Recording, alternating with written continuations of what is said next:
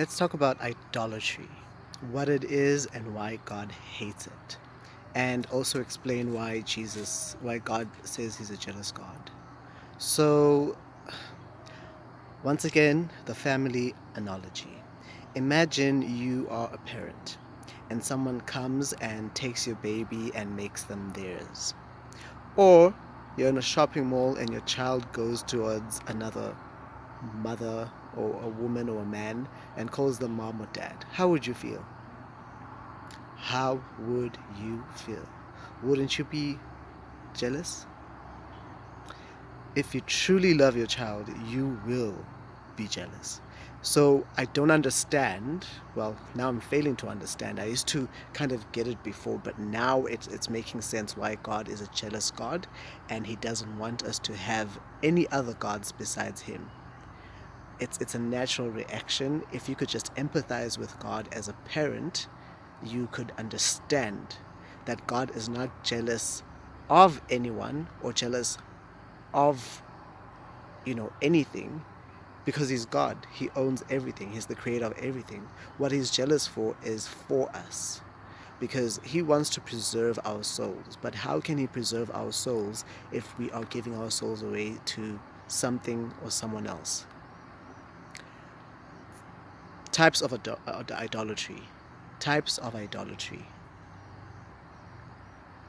Okay, before I even get there, we are a generation that is a very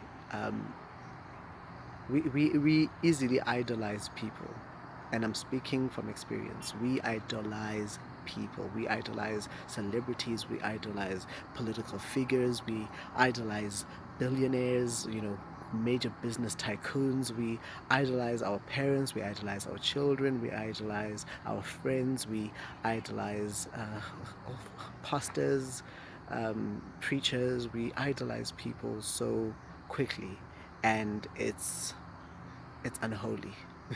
That's the only word I can find for it. Is it's unholy. And the Bible speaks about the harlot that sits on 7 islands, and I want to get into that.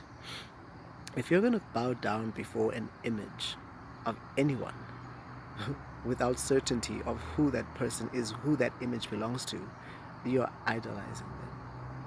And the Vatican and the Roman Catholic Church is the harlot that sits on the 7 islands in Revelations.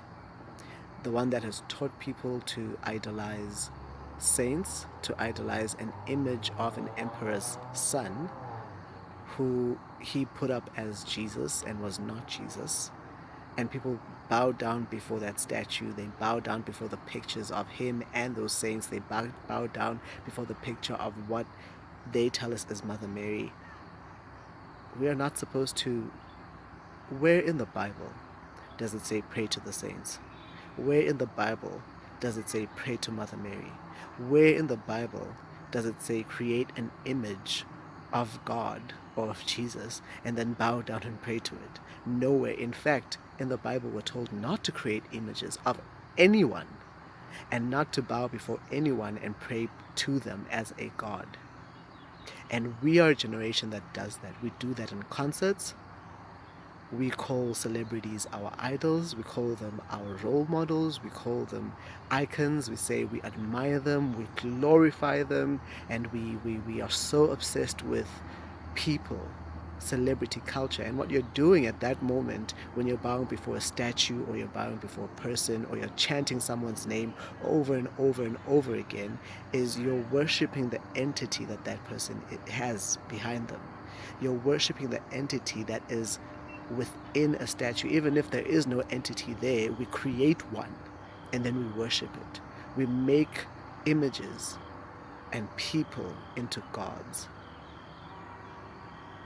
and God hates it. And that is why our people are cursed people.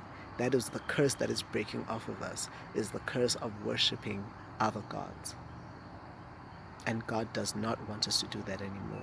You cannot idolize a celebrity or a talk show host or a mega church minister or an actor or a singer or an image of a saint or an image of what people say is the Christ. It is not the Christ. It is not the Christ. So Let's stop idol worshipping and let's worship the God who we cannot see with our eyes. There is no Holy Father. There is only one Holy Father, and He sits above the heavens. He's not on the earth.